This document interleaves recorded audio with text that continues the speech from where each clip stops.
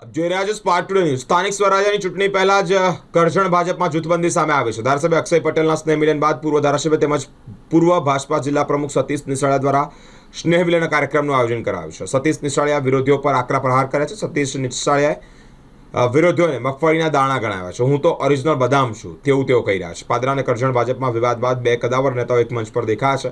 પાદરાના પૂર્વ ધારાસભ્ય તેમજ બરોડા ડેરીના ચેરમેન દિનુ મામા અને સતીશ નિશાળિયા સાથે જોવા મળ્યા છે।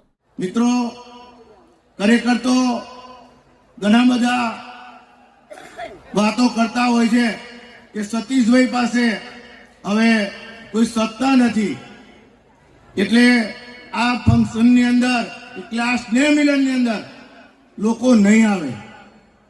પણ મિત્રો, આ સ્નેહ મિલનની અંદર તમે લોકો જે આવ્યા અને વિરોધીઓના જે મોડા બંધ કર્યા છે એ બદલ ખરેખર તમારો બધાનો ખૂબ ખૂબ આભાર માનું।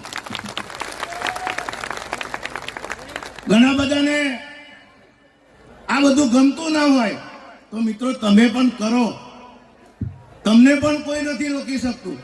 મેં તો છેલ્લા 17 વર્ષથી 2008 થી જ્યારનો વડોદરા સુગરનો ચેરમેન બન્યો ત્યારથી આપણે સ્નેહ મિલન કરીએ અને લોકો આટલી મોટી સંખ્યામાં આવતા હોય અને હું દરેકના પ્રસંગમાં હું પણ પોતે દરેક પ્રસંગની અંદર તમારી વચ્ચે હાજર હોઉં છું।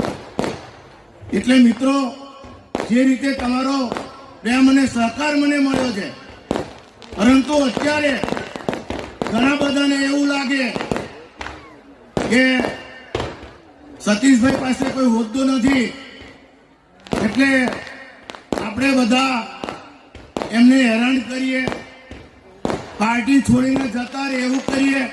તો મિત્રો, હું અસલ ભારતીય જનતા પાર્ટીનો કાર્યકર છું ને 9 વર્ષના સ્નેહ મિલનમાં આપણે તમને ખાતરી આપું છું કે અમારા ચંદ્રવદનભાઈ ઘણી વખતે કે ઓરિજિનલ બદામ જેવા અમારા કાર્યકરો મારી સાથે છે। આ મગફળીના દાણા જેવા ક્યારે પણ કોઈ પણ જગ્યાએ ગમે ત્યારે એ બધા ખોવાઈ જવાના છે, પણ આ ઓરિજિનલ બદામ તો રહેવાની જ છે।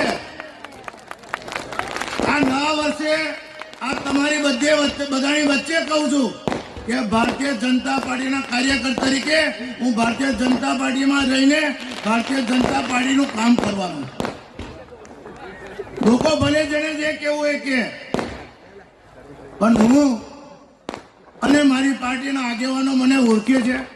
બદામ એટલે કે ઓરિજિનલ ભારતીય જનતા પાર્ટીના પાયાના કાર્યકરોને મેં બદામ તરીકેની વાત કરી હતી ને જે પાછળથી કોંગ્રેસમાંથી છેલ્લા 2-5 વર્ષમાં જે જોડાયા છે એને મગફળીના દાણાનું સ્વરૂપ આપ્યું હતું।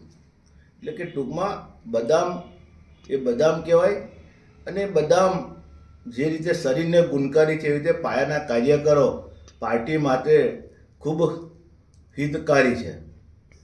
જ્યારે પાછળથી જોડાયેલા કોઈ પણ કાર્યકરો હોય એને બદામ થતાં ખૂબ વધુ વાર લાગતી હોય છે।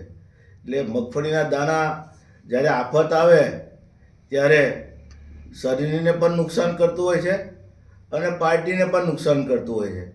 એટલે ક્યારેય બદામ અને મગફળીની સરખામણી થઈ શકતી નથી, એના માટેનો મેં દાખલો આપ્યો।